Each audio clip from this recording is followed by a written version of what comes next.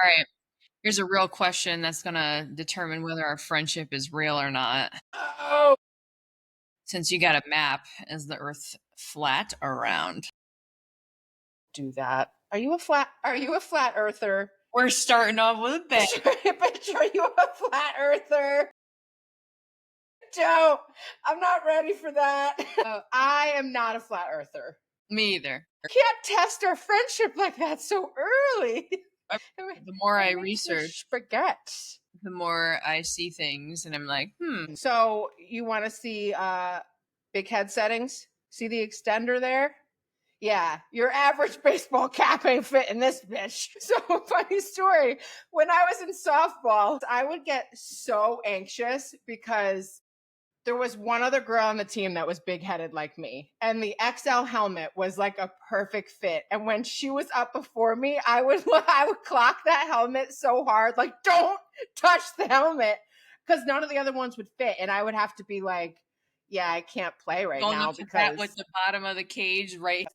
I mean, I'll probably like be way less likely to pee my pants from laughing because we're not sitting Today? next to each other. Yeah. Yeah. So there's going to be laughing, but like when we get together, it amplifies so much. I can't control my pelvic floor. Yeah. So, I mean, I'm going to have to work on that. Well, that's why, I mean, we literally knew that we were destined to be best friends because Yes. we did pelvic floor exercises the first day. There's a lot of reasons there. And I think we should talk about those because it's pretty trippy, but also everything I've been waiting for. Girl, preach. I mean, I'm just a kind of a big Zell. I'm everything she's been waiting for. You know the quote that says, "You haven't met everybody that's gonna love you yet." I've never heard that. You know that I fucking butchered it. Listen, it's all over the socials. Okay, I'm gonna find it and I'm gonna put it in the comments. You find that quote that says you haven't basically, don't be depressy espressy because you haven't met everybody that's gonna like be the best person in your life. And I feel like I lived the past decade espressy depressy. So remind me what the quote is. You're gonna make me say it again. You're not okay. gonna. Well, I'm paraphrasing here, but the general sentiment is, I think that's illegal. Essentially, like, don't be stressed out if you don't feel support in your life right now, because you probably haven't even met all the people that are going to support you the most in your life. And I feel like that was me for years, but also like, what if that never happens? I'm just like, well, I'm just going to be isolated. I mean, don't get me wrong. There's seasons and there's reasons, and there's been a lot of support systems in and out of my life. However, sometimes when you experience like the person that just gets you and like you can instantly feel comfortable, it's kind of rare for me, especially the more in tune I get with like paying attention to how my body feels around people. I think that was something for like years, especially in corporate setting, where I'm like, what is this general sense of tension that I'm carrying in my body? It could be because I've been ignoring the fact that I had to pee for like 6 hours, but whatever. But when they say like, make sure, like, pay attention to how your body feels around people, I feel like you got to clear a lot of shit out before you can actually even understand what your body's telling you. Absolutely.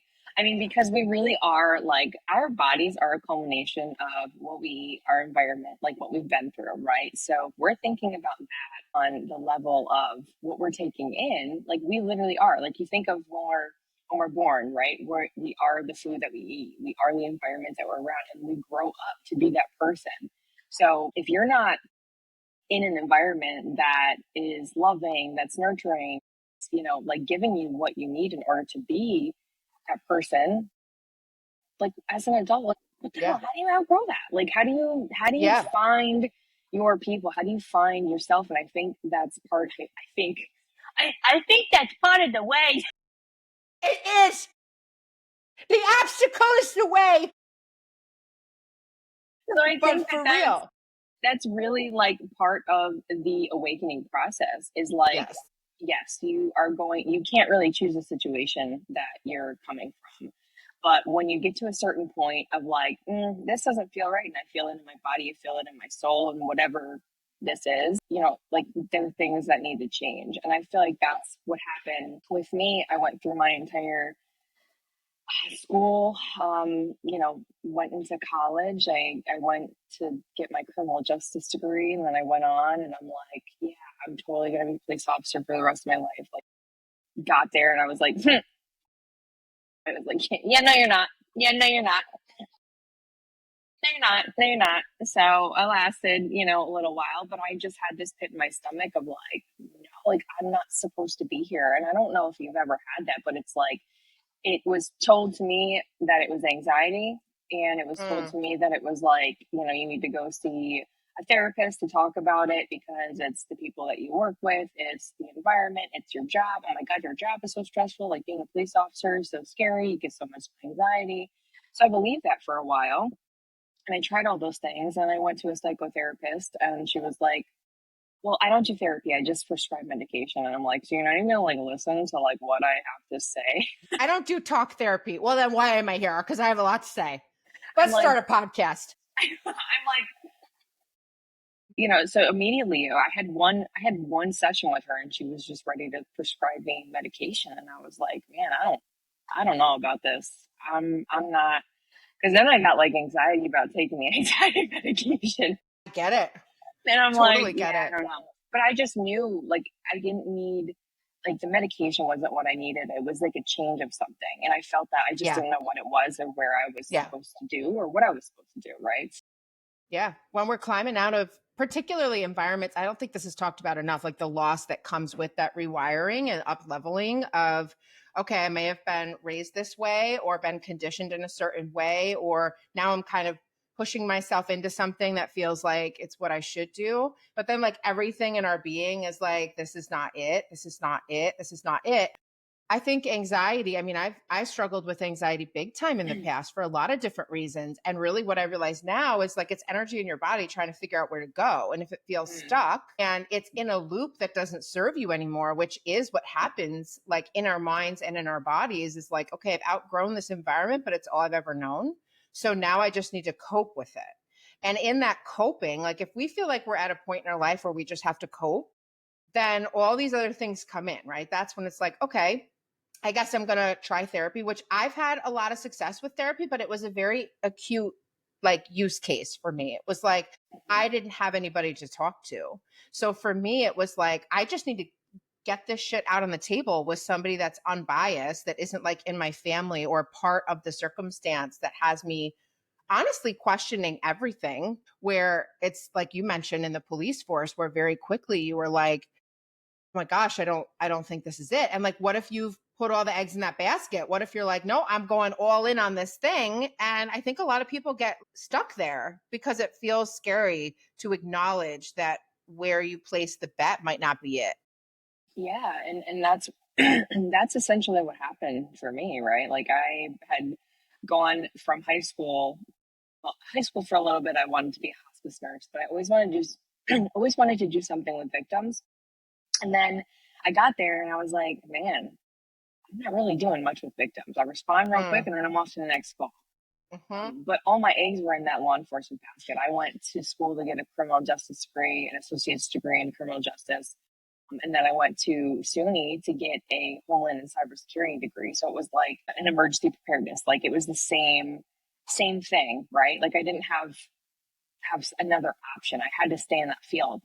And what a lot of people don't understand, especially in law enforcement, there is nowhere else to go after you become a cop. Like there's not another real lane, right? Because you go from being a cop to a sergeant to a lieutenant. Like that's your linear path, right? yeah. So if you leave that, not many people wanted to hire a cop. That's like, although we have a lot of different skill sets as police officers, like there's not direct experience in corporate or in like state agencies or anything like that. So it's kind of like, like I didn't know what to do. I didn't know where to go. And I had just ripped myself from anything that I knew growing up, made myself this new person, right? Because when you go through the academy, they put you through this whole, their whole regimen to break you down, to build you up and to be somebody else that you're, destined to be, right? And then I get there and I'm like, yo, this isn't me. I don't like this. I was Right. very Like being hardened. ripped down doesn't feel like it's it right now. Yeah, I was very hardened. I had a lot of PTSD that came out from my childhood in the academy, and then in the academy, which followed me into when I was on the, when I was working as a police officer, and none of it felt good. I got the Sunday scaries like no matter what day it was, and it wasn't even like it didn't have to be Sunday. If I had Friday, Saturday off, like Thursday, I was already Sunday scary. Like before I even went home, I was like, man, God, I I gotta don't go miss that back here. feeling. I don't miss that No, feeling at all. just like the Yeah. dread and just the knowing of not being there. But then, like, what do I do? I don't have anything. I don't have any backup plans. I was still living with my mom at the time, so I was just like in a really weird spot, like trying to get out of home, trying to restart, trying to just find my way, and it was freaking hard. And I was a young police officer. I was like 22. Yeah. So You's it a was like baby. that You's was a yeah, I was baby. baby, right? But like think of people who go on that path. Are you 21, 22, and then, they're that's what they do for 20 years just because like that's the path. And it's easy. It's a 20 year retirement, boom, but like there's a reason why there's a 20-year retirement for police officers and fire and stuff like that, because it is very traumatizing, but it's also this work culture that you're put into is very, very harsh. When we think Yeah. about the concept of feeling called, right? Like I heard you say you wanted to help support victims and you wanted to be of service in that way. So even though there might be this larger calling, our path can take there's a lot of trial and error in determining Hmm. like, how do I really be of service in a way that isn't going against my own grain. And so if you're full of empathy and you're human connected and you're put into a role or a position or even like a persona type, which to me when I think of police officer, I don't know, I feel like there's a very specific container that you guys have to Yeah. hold. I mean, not you anymore, but I can imagine how tough that would be to feel like you could live in your full heart, or even, especially if you were trying to live in your heart more, right? Like if you're coming out of situations that hardened you and that's being triggered in this environment, where do you go with that? It was so hard, and it was like, and I really like, so I had to break myself down, and that's why I really love tower moments. For anybody who doesn't know what a tower moment is, it's basically a point in your life that is like a complete shatter. Like everything just starts going wrong, and it's really because it's meant to tear you down in the way so you can rebuild yourself the way that you want to do it, and the way that your higher self needs you. And so it's a tarot card. We're very much into tarot and oracle cards, angel cards, witchcraft. I mean, me, me for witchcraft, but and You witchy bitch. we'll tell you a little bit about that story. But it's a moment, and I didn't know this at the time because I wasn't into my spiritual side at all. But it's a moment where you can literally like everything is just going wrong, and I truly feel like it's taking all the things that don't serve what you need to take with you next. Yep. Yep. And I think it's so the angle of that I always think about when we hear people say, like, what's in support of the highest good? I think our brains and our society is wired to say, okay, the highest good is what feels the best or what feels the most aligned. And sometimes the highest good is actually the thing that you're going to grow the most from. So Hmm. these situations, they come up and we don't realize at the time that it's our path being cleared. And those tower moments are where we signal on some level that we are ready for whatever the next chapter, the evolved state, the next thing is.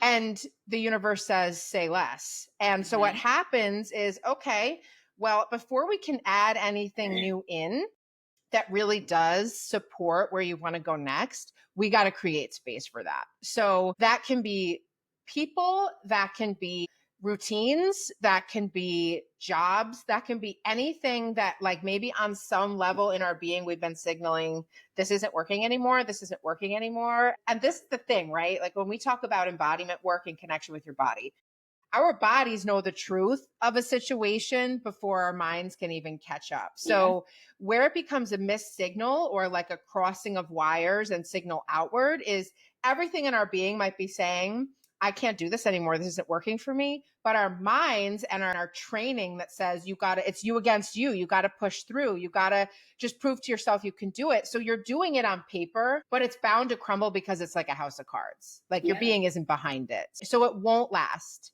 in any way, shape, or form. Yeah, and that's exactly what happened to me in the police department. Literally, the first week, I was like, I just had this gut feeling.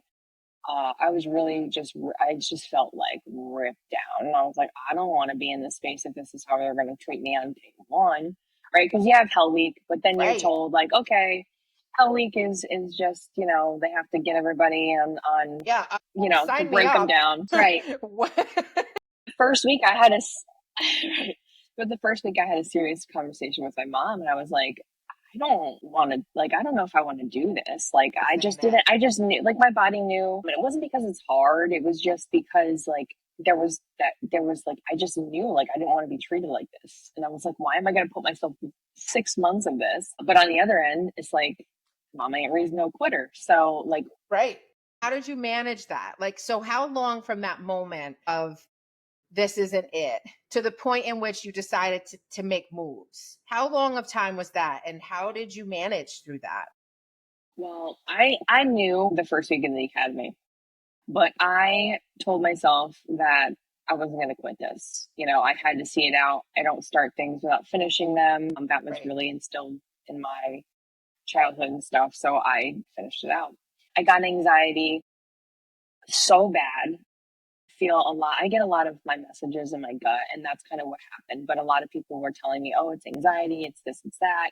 So I kind of chalked it up to being anxiety, and it just got louder and it got louder, and to the point where I would start forgetting things. I remember there was just one night where I forgot my gun, and I was like, holy shit. When I forgot it, I hopped back in my car, and I was still on field training at this point too. I hopped back in my car, and I was going 50 through the city. Good thing I lived in Albany, like pretty much right around the corner. But I flew back home to get it. But I was so stressed out, and I was so like anxious about going in that I forgot one of the most important things that you need as a police officer. I feel like what can happen is we don't realize that that's a contrast to what we really want and need until we experience that other energy. So sometimes when you're in it, it's easy but hard to normalize the feeling as I just need to work through this or work harder or get, help in this way. And there's a lot of talk about alignment. Like, what does alignment feel for you? And typically that involves a lot of trial and error, like we mentioned earlier, of experiencing a lot of no's. And then you stumble into a yes. I didn't even realize how many no's were coming at me because in my mind, I'm like, well, I got to figure this out. I got to just keep going. I got to keep pouring more of myself into the situation until I'm like, why do I feel burnout again? And I'm in this life that I get full autonomy to create what I want. Talk to me about when you finally felt like you were in alignment or what that word means to you. How does that show up for you? First off, I just want to point out, like, saying when your body feels it's a no, I never looked at it like that. But now learning all of these other aspects of life, like, I know when it's a no now. Like, my body knows when it's a no, and I'm able to listen to that and tune into it. And then same thing with the yes, because now I understand where my baseline energy is as Gina. And I know when, I'm either taking in someone else's energy or I'm, triggered by a situation or something like that. So I'm able to read those things now. A lot of people try to figure out what that means. And I always think about the saying, here I go, hopefully I don't butcher this one again. Like, what is meant for you long term is going to bring you peace. Mm-hmm. So if you're in a situation over an extended period of time that is consistently like you're not able to tune into or tap into whatever peace means for you, because when you're climbing out of chaos or survival or trying to figure shit out, which is like part of the human experience, peace isn't something that's necessarily like easily identifiable. But if we stay with the cues of the body, right? If we're having angst when we wake up every day and Sunday scaries every day about what we have to face tomorrow, I think we could all agree that that probably isn't close to the word peace, right? So sometimes that can be a clue or an indicator. It doesn't mean that you need to like quit your shit tomorrow.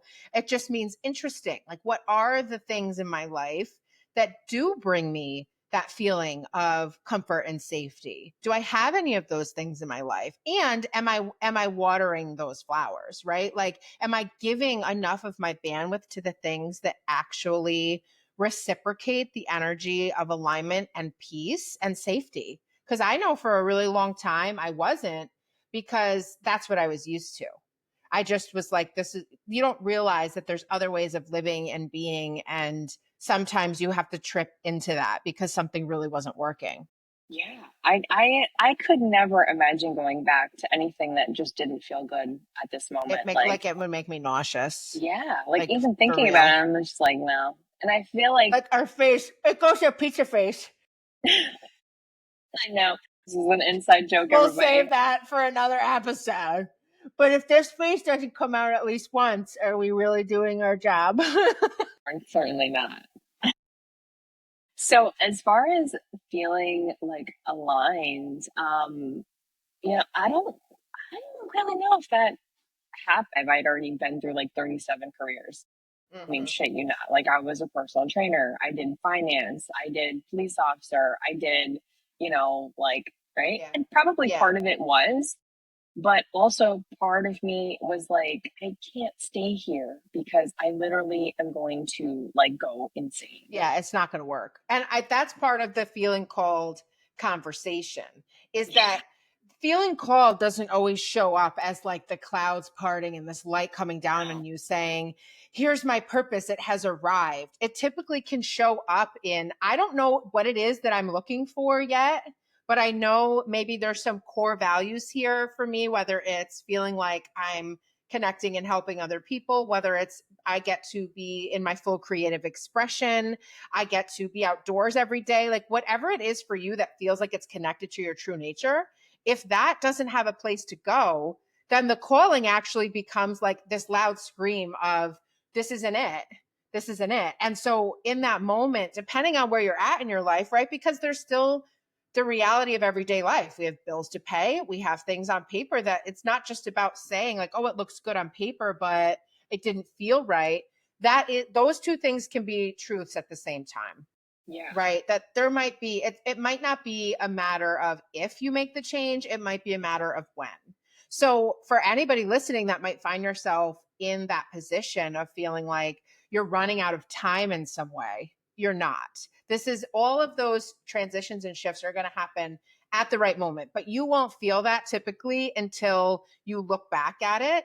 So just remember like the grace that's involved in this can sometimes, like for me, when I was going through the realization that like I can't do this forever, let alone another year, right? Like that clock starts to create pressure because there's only so much you can take, right? There's only so many more days that you can put yourself through something.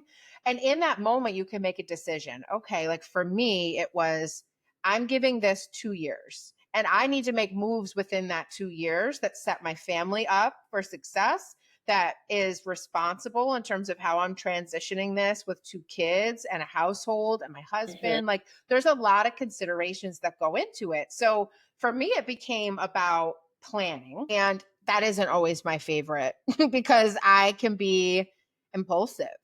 And I had to manage my impulses of where I wanted to get out of discomfort in order to get myself closer to whatever comfort meant.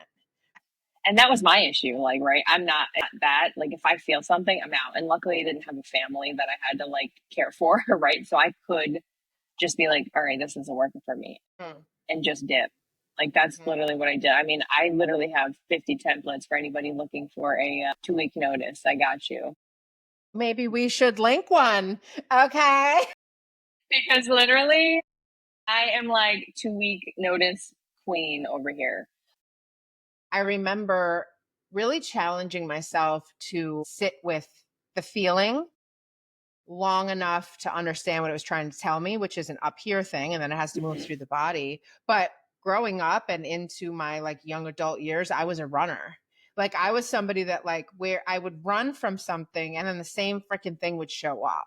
Yeah. And I would have to sit with that and be like, wait a second. I think there's a serious growth lesson in whatever the heck this is for me. And sometimes that means enduring and figuring out how to not lose yourself in the process. Like those years were the years where I really had to get in touch with who the heck I am and what I really needed, not only from the world around me, but from myself. Because when we talk about boundaries in these situations, so let's say you're somebody that like you're in this role and maybe long term you're not going to be in it. You have this other vision that's starting to emerge. And then what happens in the day to day is like you're going to get tested. Are you really the person that's ready for this next thing? And so for me, what that showed up is like I expected people to respect my boundaries, but I wasn't respecting them myself. I was very much in this space of like, it showed up as mental noise for me, even when I would like try to unplug or try to like, nope, like after, like I'm going on vacation, I'm really going on vacation. But meanwhile, my brain was running amok and I had to really figure out what my relationship with that was, which is where for me, tools like meditation and mindfulness came in. And that always isn't just like sitting on top of a mountain and being able to like shut your brain up. It takes training. Like It our really minds are does. wired for that chatter because it thinks that it's keeping us safe, but really actually it's driving the anxiety. Right. We're here to have everything like aligned so that we can survive, right? So part of that is, and for me, it was so hard to meditate because I had always been so situationally aware, and I still am, but especially coming out of the police department when like, you just had to always be like heightened awareness, situationally know where everything was. And I still am to this day, but I remember when I first started meditating, I was like, I can't do this. I can't do this. I That's a can't do this. common And I got, response. Yeah. I got so like ramped up when I even tried. And I tried to go outside my backyard and I would try to sit there and any little noise, whether it was a car, it was a bird, it was you know, something fell, I would just immediately like get pulled out and be like, see, this is why I can't do this. Yeah. Yeah. It's not real. It's not a reality for me. Like, everybody's Yeah, telling me to must be try to nice. bang. You could sit Right. around and be quiet. And honestly, like I've heard that a lot with my coaching clients and with other people that I've worked with that have that very same reaction. And what that means is you're doing it right. And I think that that's the counterintuitive part because it's actually more about taking a moment to notice what's coming in, what's coming up, what's going on in our environments. And so instead of like pushing all of those things away and putting an expectation that we need to be in this like Zen space, which takes time to develop space within ourselves to even be able to let a noise or a situation pass by without attaching to it, right? So when we talk about meditative state or even mindfulness, it really is a tool that's meant to be integrated to help with when this mental noise shows up, when this overstimulation shows up, when this feeling shows up. How do I notice it without attaching to it and creating a story around it? Because even in that situation, like I just heard you say, I heard the car, I heard this, and then immediately our brain's like, see, I can't do this shit. Like I can't meditate. This is not it. And how often do we do that with really like name a topic, any topic in our lives? Our brain wants to create a story around what we're experiencing. Or learn how to unpack. Yeah, I think we should riff on that a bit in context of the Tower again, the Tower Tarot, because I think like I experienced this personally and a lot of people that I talk to that are in that transitionary point. So let's say, for example, the dream job, whatever you decide is going to be the dream job, like shows up and you get it, right? If we're transitioning in that tower moment from this is crumbling down for this to emerge, there's a space in between. It could be a day, it could be weeks, it could be like you name the period of time. And this is where the topic of honoring endings come in, which can be very, very difficult, particularly if you found yourself to be mistreated, if the circumstance was really out of alignment, if it was traumatic in any way. It can be very difficult to get to this place of honestly signaling a release and a forgiveness, both for what happened and for the parts of yourself that needed to exist and to show up in a certain way to survive, right? Because I it's not far-fetched for us to beat ourselves up and say, I can't believe I stayed that long. Why did I do this? Like immediately we start second guessing, and here comes this new opportunity. And guess what? If we're bringing the energy of this past chapter into the next chapter with any type of angst or resentment or constricted emotion, because I always like to reframe between good and bad to constricted and expanded. So we've experienced constricted emotions all the time. It doesn't mean that they're bad. It just means how long are we hanging out in them? What are they trying to show us? We might not know the answer to that. And where do we need to signal within ourselves, like, hey, I'm not living in expansiveness right now. I am actually not even able to get into the feeling of love for myself and others because I'm hanging out in here too long. So we're supposed to evolve, but it's not just okay, nope, this isn't working for me. I'm throwing it in the garbage. I'm never going to touch it again. It's learning from that. It's so hard to find where your footing can be because a lot of us go through this side of life not really having anything to connect to. I didn't have anything, religion, culture to connect to growing up. So this was a very vulnerable space for me. But I do have to say, like, it's because I was able to just take my gut feelings and follow them. And that's how I found the footing. If there hasn't been a space that has been created for you, create the fucking space. Create the fucking space. And there's a lot of things that can potentially get in the way of us showing up in our fullness, especially environmentally. And over time, it becomes like, well, like, how do I show up in my full self? How, like, when you walk into a room, what are you bringing with you? And how do we create awareness around that? So that's how these podcast episodes are going to go. First and foremost, a lot of it is just us unpacking not only our personal stories, but also the awareness points, the wisdom points, the things that kind of created potential for 2020 vision when you look backwards, so that you can carry that forth into the future, but also normalizing the conversation around whatever you're feeling right now that might be keeping you from creating that thing or taking that first step is part of the process. So just don't forget that. Yeah, 100%.